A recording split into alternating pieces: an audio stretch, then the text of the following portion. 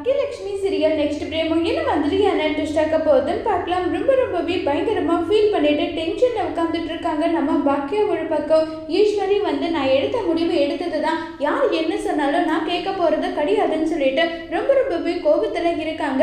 இதுக்கு மேல என்ன பேச முடியும், என்ன பண்ண முடியும், எதுவுமே தெரியலேன்னு சொல்லிட்டு ஒரு பக்கம் ரொம்பவே டென்ஷன்லயும் இருக்காங்க. தாத்தா ஈஸ்வரி கிட்ட நீ பேசுறது எல்லாமே தப்பு இல்லை, நான் வர்ஷினியை வர சொல்லிட்டேன், வர்ஷினி நாளைக்கு காலையில் இங்கே வருவா. இதுக்கு மேலே நான் என் பேரனோட வாழ்க்கையில் ரிஸ்க் எடுக்க முடியாது, செலினோட வாழ்க்கையில் எதுவும் பண்ண முடியாது. ஆனால் எழிலோட வாழ்க்கையை எனக்கு ஏற்ற மாதிரி எனக்கு என்ன பண்ண முடியுமோ அதை நான் பண்ணுவேன்னு சொல்லிட்டு ரொம்பவே கோவமாக ஈஸ்வரி பேசுகிறாங்க. இதில் யாராவது தலையிட்டீங்க இல்லை எழில் மட்டும் இதுக்கு சம்மதம் இல்லைன்னு சொல்லிட்டேன், அடுத்த நிமிஷமே நான் இந்த வீட்டை விட்டு போயிடுவேன்னு சொல்லிட்டு ஈஸ்வரி மிரட்டுறாங்க. பாக்கியா வீட்டில் இருக்க எல்லாரும் உடனே எழிலோட கல்யாணம்னா எப்படி எடுத்த, அவன் கொஞ்சம் மனசு மாறணும் இல்லைன்றாங்க.